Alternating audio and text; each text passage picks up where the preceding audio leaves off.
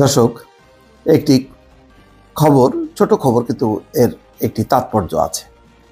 অপরাধ করে থাকলে শেখ হাসিনাকে ফিরিয়ে এনে বিচারের মুখোমুখি করা উচিত, ডক্টর ইউনূস এই কথা বলছেন।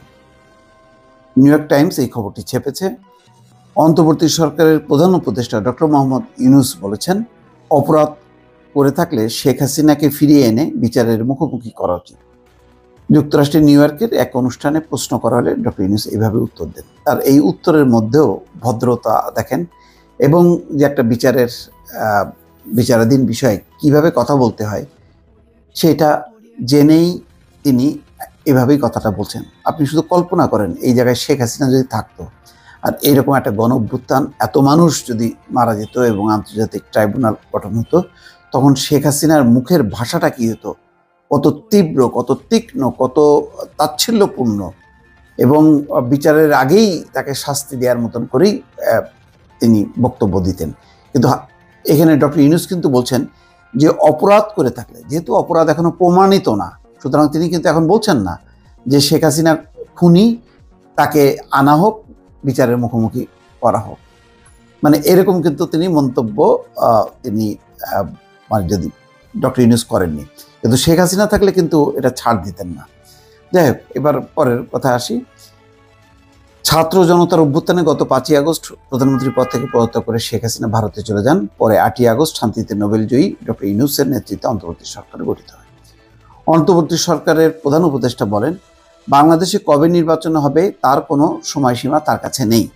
যে কয়েকটি কমিশন গঠন করা হয়েছে তারা সামনের মাসগুলোতে সংস্কার সুপারিশ দেবে বলে আশা করা হচ্ছে। তারপর নির্বাচনের জন্য একটা তারিখ নির্ধারণ করা হবে। শেখ হাসিনা বর্তমানে ভারতে আছেন, তাকে ফেরানো হবে কিনা এমন প্রশ্নের জবাবে ডক্টর ইউনূস পাল্টা প্রশ্ন করে বলেন, কেন হবে না? ডক্টর ইউনূস আরও বলেন, অপরাধ করে থাকলে তাকে ফিরিয়ে এনে বিচারের মুখোমুখি করা উচিত। ডক্টর ইউনূস নির্বাচনে দাঁড়ানোর কোনো পরিকল্পনা নেই। তিনি পাল্টা প্রশ্ন করেন, আমাকে দেখে কি মনে হয় আমি নির্বাচনে লড়ব?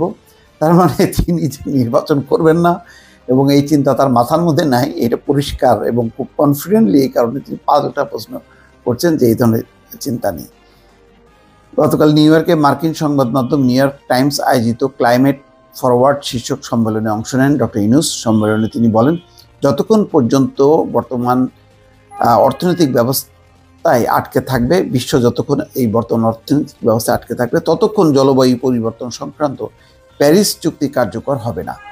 জলবায়ু পরিবর্তনের প্রভাব সীমিত করার লক্ষ্যে প্যারিস চুক্তি করা হয়। বৈশ্বিক এই চুক্তি 2016 সালে কার্যকর হয়।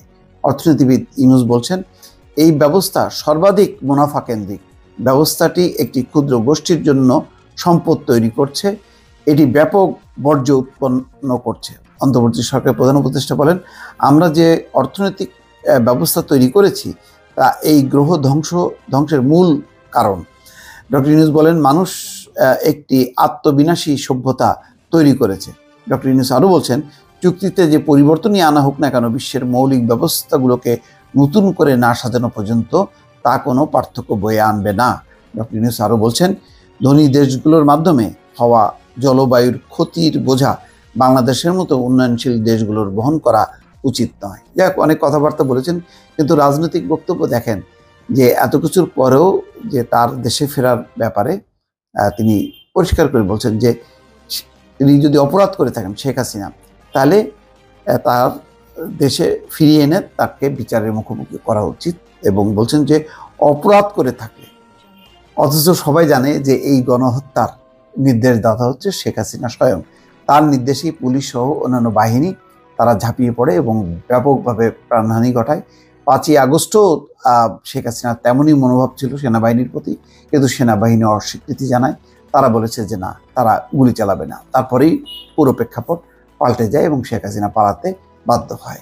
তো এটাই মানে প্রতি পদে পদে শেখ হাসিনার বক্তব্যগুলো, আগের বক্তব্যগুলো, আর ডক্টর ইউনূস এখন যে পরিবর্তিত পরিস্থিতিতে বক্তব্য রাখছেন, সেই তুলনামূলক বিচারগুলি করলে বোঝা যাবে যে বাংলাদেশে অন্তত এখন বলা যাবে একজন সভ্য সরকার প্রধান আছেন ক্ষমতায়, যিনি দেশকে পরিচালনা করছেন এবং সারা বিশ্বে বাংলাদেশের মুখ উজ্জ্বল করছেন। এবং ডক্টর ইউনূস এই সংক্ষিপ্ত সময়ের মধ্যে কতগুলো অনুষ্ঠানে তিনি অংশ নিচ্ছেন, বক্তব্য রাখছেন, এবং তার সঙ্গে কত ভিআইপি পার্সনরা তারা দেখা সাক্ষাৎ করছেন, কথা বলছেন এবং সাথে সাথেই কিছু কমিটমেন্ট করছেন। এইরকম দৃশ্য, এইরকম পরিস্থিতি কিন্তু অতীতে কখনো দেখা যায়নি। দর্শক ভালো থাকবেন, আল্লাহ হাফিজ।